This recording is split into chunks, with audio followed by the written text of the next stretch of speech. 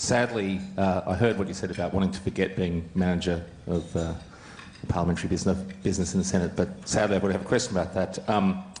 You are at the moment, of course, trying to get the ABCC bill through the Senate.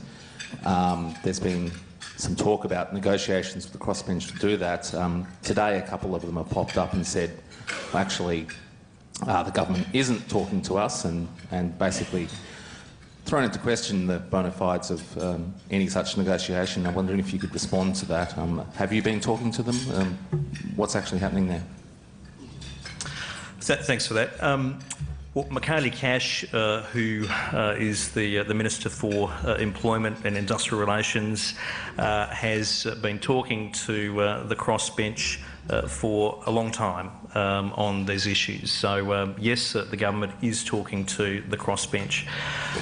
As the Manager of Government Business in the Senate, I'm a legislative optimist. You have to be. Good things can happen in the Senate and have during the time that we've been in government. But the Australian Building and Construction Commission legislation is something that we were very upfront about going into the last election. We made our case that this was important for productivity in the building industry, that it's important to have the rule of law on building sites, it's important to have a cop on the beat. So we've been very upfront. This is not an area of reform that has been a secret. Now, one of our frustrations has been that the opposition have been filibustering a lot of bills in the Senate over a long period of time. And their intent was to deny the Senate the opportunity to address the ABCC legislation. So the Prime Minister has recommended to the Governor-General that the Parliament be recalled so that the Senate can make a call on this legislation. Now, we are negotiating with the crossbench in good faith, but for the government to consider a proposition in the form of an amendment by a crossbencher would require that the crossbencher can evidence that they have the support of 5 of their colleagues. It's not worth considering if they can't give that undertaking.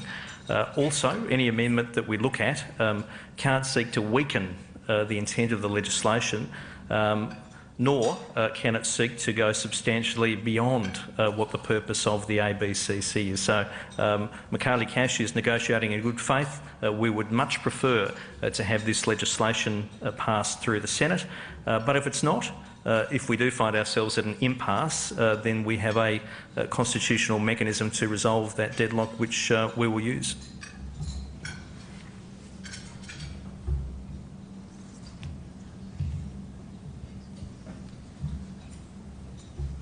David Swan from The Australian, technology reporter. So I just have a couple of technology questions, Minister. One's around Telstra and the recent outages that Telstra's been facing, and I was wondering if the government has a view on those, and if we'll be looking at the review that Telstra's doing into its network. And secondly, just an NBN question around why the government remains wedded to fibre to the node, given the remediation and maintenance costs with copper. Sure, thanks for that. You're right, Telstra have had some issues of late, and Andy Penn has been very upfront that Telstra is undertaking a review as to what are the common elements, if any, in relation to those various disruptions that they've had. So they're going to be looking at it exhaustively. Telstra are keeping us updated on their work, but ultimately it is a matter for Telstra. In relation to NBN, why is it that we're sticking to fibre to the node? Well, we're sticking to a range of technologies. Our predecessors, in the form of Stephen Conroy, took what I describe as a theological approach to the NBN rather than a technology approach. We are technology agnostic when it comes to what are the modalities that can see the NBN rolled out fastest and at lowest cost. So we're pursuing what's called a multi-technology mix. Whatever is the technology that will see the NBN rolled out fastest and at lowest cost is what NBN will pursue. So we've got fibre to the node, we've got fibre to the premise, we've got fixed wireless, we've got satellite. Whatever gets the NBN out fastest and at lowest cost, that's the mandate for the NBN. And that approach will see the NBN rolled out 6 to 8 years sooner than would be the alternative, and at about $30 billion less cost. Now, you mentioned copper, issue of copper remediation. Copper is used in two parts. One is for the last connection to an individual premise. The other is copper to go from the node to the pillar in the street. Now, in terms of the last bit, to go towards someone's house, my advice to date from NBN is that there haven't been issues with the copper there, that hasn't had to be replaced. But there does need to be a copper link between the node and the pillar in the street. But using the copper that's currently there is one of the reasons why we can roll out the NBN much faster, because there's a great reduction in the amount of civil works which are required. Our opponents of late have been saying that the NBN is off track. It's not. The NBN has met all of its targets over the last 6 quarters. We've got about 1.8 million premises ready for service. There's about 900,000 people who are connected to the NBN at the moment, and we're aiming to have it finished by 2020. So the story of the NBN is a good one.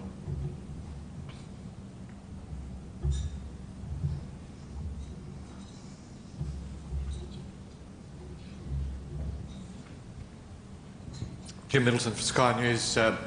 Senator, I was just interested in your comments about the ABCC and saying that you would be opposed to any amendments which either weakened or broadened its scope. Why, as a matter of principle, would you be opposed to broadening the scope of any commission if it achieved your primary target, which is to deal with corruption within the building industry, and given also, as we've seen some stark examples in recent times, that the building industry is far from the only sector of the economy which is afflicted by serious examples of corruption?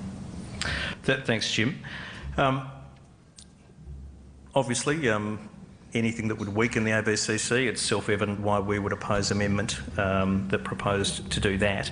In terms of extending the ABCC beyond its current scope, I guess what I'm referring to are some of the propositions to establish a broader anti-corruption body. Now, it's perfectly reasonable for colleagues to argue that there should be new law enforcement bodies or new anti-corruption bodies for particular sectors, but that really is a separate issue. The bill that is before us is related to Australia's building industry. So that's the proposition that's before the Senate. That's the proposition that the Senate should address. If colleagues have views about other sectors and other bodies and other law enforcement agencies, well, that really is a separate argument.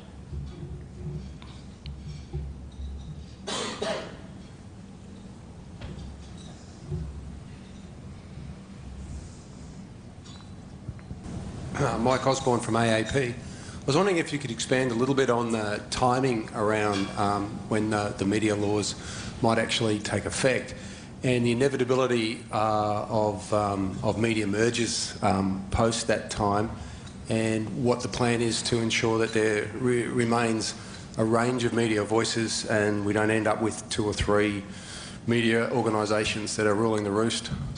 Sure, thanks for that. Well, the legislation has been referred by the Senate to the Senate's Communications Committee for inquiry. That inquiry reports back on the 12th of May. The Senate rules dictate that legislation that's before a Senate committee cannot be brought on for debate before the committee reports. I'm keen, obviously, to see this legislation passed as soon as possible.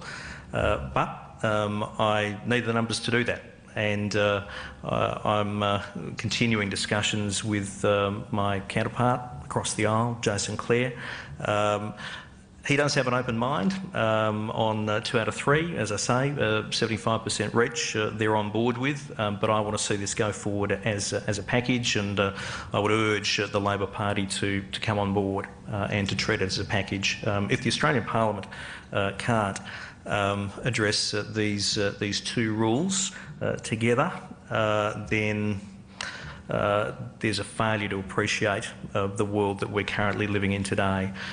In terms of potential merger activity after the passage of this legislation, I'm someone who is ownership agnostic. As long as people are playing by the rules, then it's a matter for individual media organisations to determine what is the best way for them to configure themselves and with whom for their particular business models. When it comes to diversity, I'm pretty relaxed because, as I say, we're not proposing the abolition of the 5-4 rule, which mandates that there are 5 independent media voices in metropolitan areas and 4 in regional areas. We're not proposing to get rid of the one-to-a-market rule, which only allows one holder of a TV licence in a particular market, or the 2-to-a-market rule, which restricts an outfit to having no more than 2 radio licences in a particular market. Add to that the fact that we've still got the ACCC and their various requirements, and then add on to that that we have the usual FIRB requirements as well. So, taking all of that into account, I'm relaxed on the issue of diversity, but I guess I come back to, try explaining to someone below the age of 30 or 25 or 20 that there are concerns about issues of diversity and how people access media. They access what they want, when they want, how they want. Patricia Carvelis, I'm the presenter of RN Drive at the ABC and also at Sky News on the weekend, so breaking that, that 2 out of 3, You're 3 3 out of 3. I'm 4 out of 10, yeah. I don't know, I'm everywhere. I've got a question on tax. Now, I've known you a long time, Mitch Fifield, from when you were in the Ginger Group, the backbench Ginger Group on tax reform in the Howard government. You're taking me back. I am, because it's a question on tax. On this proposal that's been floated, of the states being able to raise their own income taxes, which is quite a radical proposal, something we haven't seen really for many, many years. What do you make of the claim that I know the Labor Party plans to prosecute, that you're basically hitting people twice, double tax, that you are meant to be the Conservatives cutting back taxes, but effectively people will face higher taxes under a scheme like this? What will be your response, given I've heard everyone on the public record today effectively prosecuting this quite radical proposal? Well, I'd say that Bill Shorten is wrong, that this is not double taxation. This would be the Commonwealth creating space for income tax, which would go to the states. The Australian Tax Office would still be the collection agency for both levels of government. So I would say that Bill Shorten is wrong. Don't start your scare campaign, Bill. People will see through it. What the Prime Minister has done is put a proposition to the states and territories that seeks to more directly align the level of government that spends a dollar, having responsibility for raising the dollar, and therefore for making the case to the community why that tax dollar is needed. I don't think anyone would pretend that our federation is a perfect creation. It's not. It's groaning under the strain of a lack of accountability between the level of government that spends a dollar and the level of government that raises a dollar.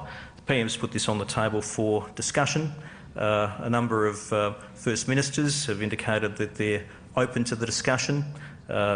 First Ministers in the jurisdictions have been briefed on the proposition before the government has spoken about it publicly. Let's see where Friday's Premier's conference lands.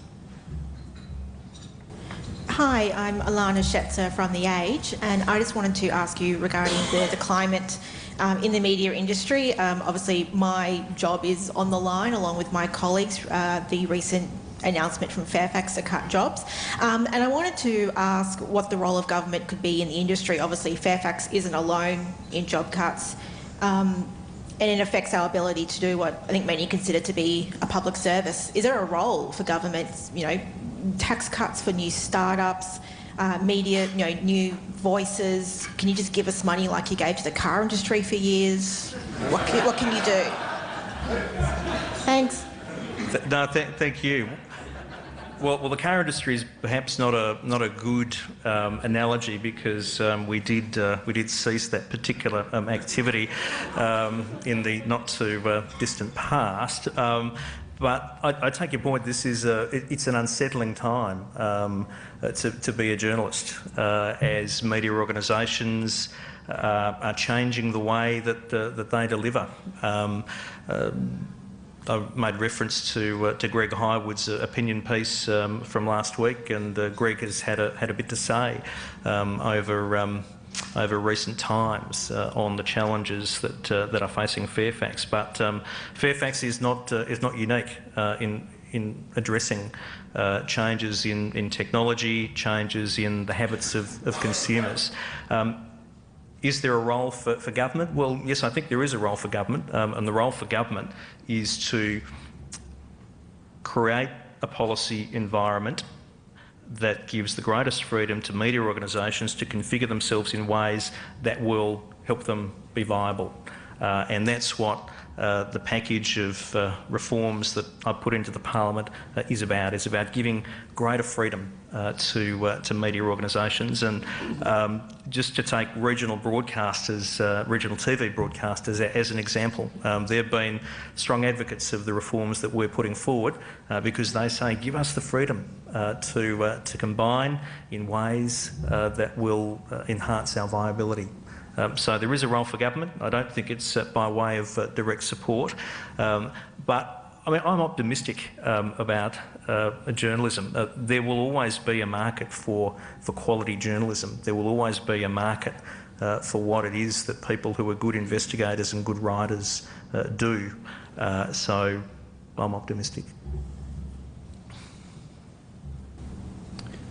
Minister, my name is Ranald MacDonald. I'm Friends of the ABC, or ABC Friends, then I call themselves. It's a bit difficult to follow Greg Highwood's comments about how less reporters makes for more quality. But I would like to comment and then ask you a question, a very brief comment. Your initial remarks, the heart-rending comments or heartwarming comments about the nearly peeling paint at Bendigo Street and the IKEA for Sky, was, I thought, possibly directed against the ABC and triennial funding, and your suggestion about they're going to give adequate funds. With something like 25% in real terms reduction, with a number of reports, including KPMG, that said any further cuts would, that was under the Howard government, would restrict the quality of programming. What further cuts are you going to bring in with the triennial funding in real terms, or are we looking to a better future for the ABC and its providing services to all of Australia?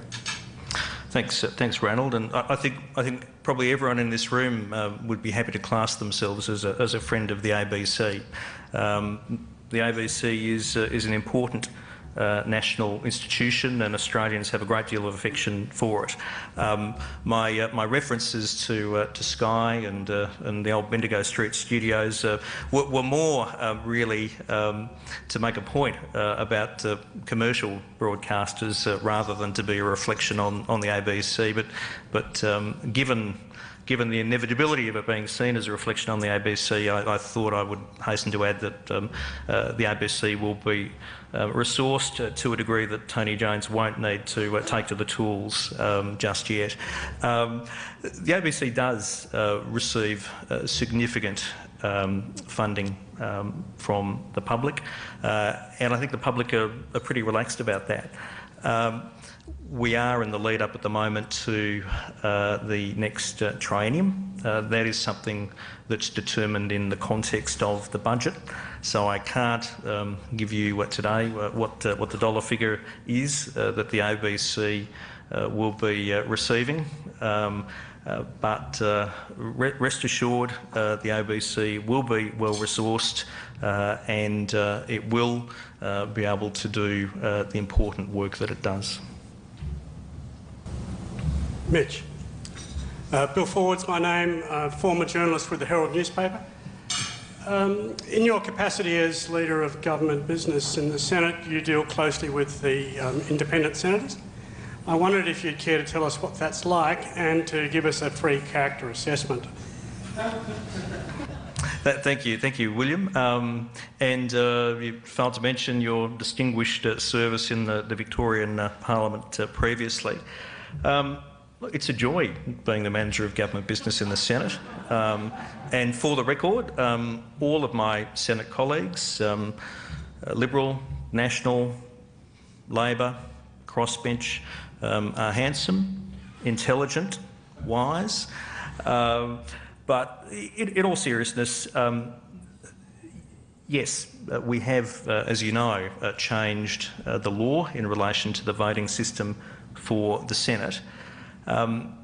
Because we want the votes of individual citizens to achieve the result that they're actually intending when they cast their ballot in the ballot box. Now, that's not a reflection on the senators who are there. They were elected according to the rules as they were. So you know, they won their seats according to the rules. That's a statement of fact. My dealings with the crossbench, I've got to say, on the whole, have been pretty professional and pretty cordial. Ultimately, I think in this business, you've got to start by not dealing with someone where you want them to be. You've got to start by dealing with them where they are and then work back from there. And by doing that, we've achieved some good legislative outcomes in the current Parliament. But that hasn't been the case with the ABCC. As I say, I put some of the blame on the Labor Party for continually filibustering and using procedural tactics to deny the Senate the opportunity to actually get to a vote on occasion. But the ABCC legislation is important and we will continue to negotiate with the crossbench in good faith and I hope that at least six of the 8 crossbenchers will agree to support the ABCC legislation.